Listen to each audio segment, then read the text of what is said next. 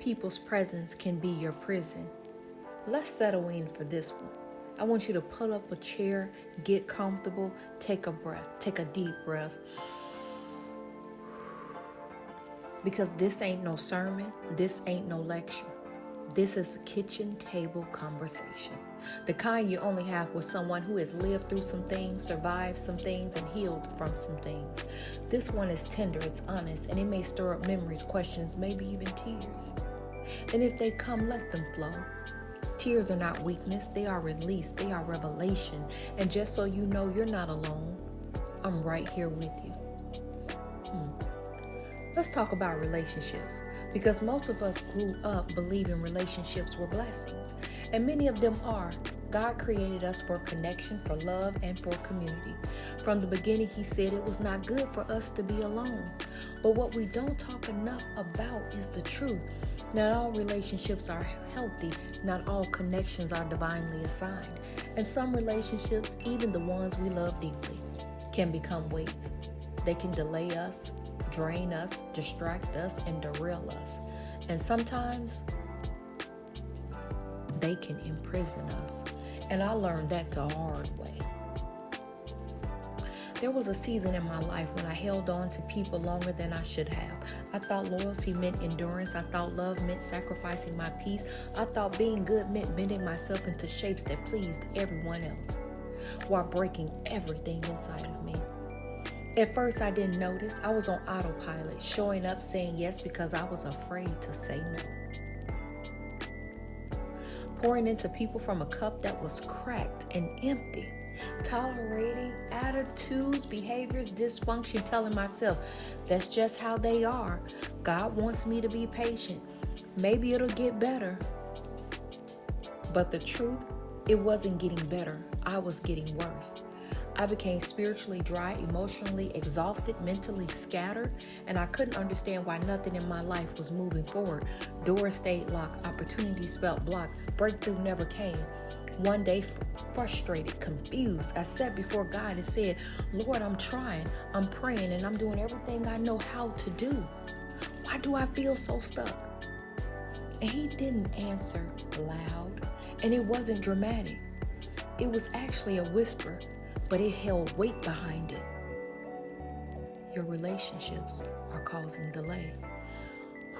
The whisper stopped me mid-breath, because I knew exactly what He meant. I knew the people whose presence strained me more than it filled me. The voices that confused me, discouraged me, distracted me. Connections rooted in history but not health. Obligation but not alignment. Comfort but not purpose. And God showed me this truth. I had allowed people to stay in positions in my life long after their assignment had ended. And because of that, I was stuck in a place He never intended for me to remain. People's presence had become my prison. Revelations always asks something of you. And this one demanded confrontation. First with myself, I had to admit I was a people pleaser, that my fear of disappointing others kept me tied to unhealthy dynamics, that I confused endurance with wisdom and love with self-neglect. Then I had to confront the relationships not with arguments but with truth, a quiet truth, a private truth, the kind that happens between you and God.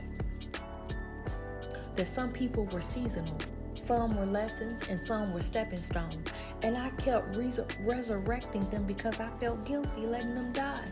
I had to confront this. Discomfort does not equal disloyalty. History does not equal destiny. Being a Christian does not mean being drained. And then came the hardest confrontation of all, obedience. Because once God reveals the truth, you either obey or you delay. There is no middle ground. There is no lukewarm. You're either hot or you're cold. And letting go, it meant grieving people, grieving familiarity, grieving who I was with them. But even in the grief, God whispered, you're not losing, you're making room. Confirmation didn't come with fireworks. Confirmation didn't come with fireworks. It came with peace, quiet, steady, unforced peace. Peace that didn't depend on anyone's opinion. Then clarity followed. It was clarity in prayer, in decisions, in vision, in identity, and doors that once felt stuck began to open effortlessly. Because here's the truth, God will not open doors connected to assignments you cannot carry with your current circle. Separation created space, and space made room for who I was becoming. Do not be misled. Bad company corrupts good character. This isn't about bad people. It's about momentum, direction, alignment. The people closest to you shape your clarity, your faith, your future. Your community becomes your compass. And if your compass is broken, guess what? You'll always be off course. Let's pause, take a breath, ask yourself without shame, without fear, what relationships feel healthy? Which ones drain me? Which ones pull me away from God? Which ones keep me tied to old versions of myself? Which ones leave me confused instead of clear? You don't need the answers right now, but you do need honesty, because reflection is where revelation begins. And let's make this personal. I want you to write down the names that arise when you think of exhaustion. Ask yourself, do these relationships align with who God is shaping you to become, or who you used to be? Pray this question quietly. God, who is aligned with my next season, and who is only attached to my past? And I want you to listen, even if the answer surprises you. So here's your invitation.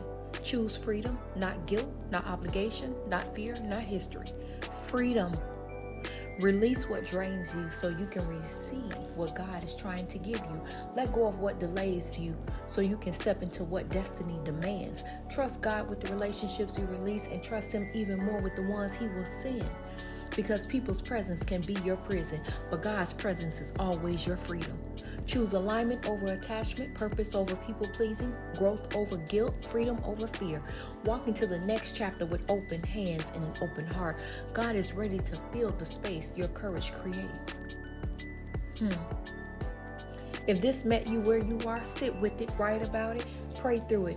And when you're ready, share your story. Because when you speak from revelation, you don't just heal yourself, you help light the way for someone else.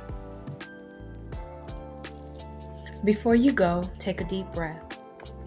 Whatever God revealed to you today, don't rush past it. Sit with it, because revelation isn't just information, it's transformation.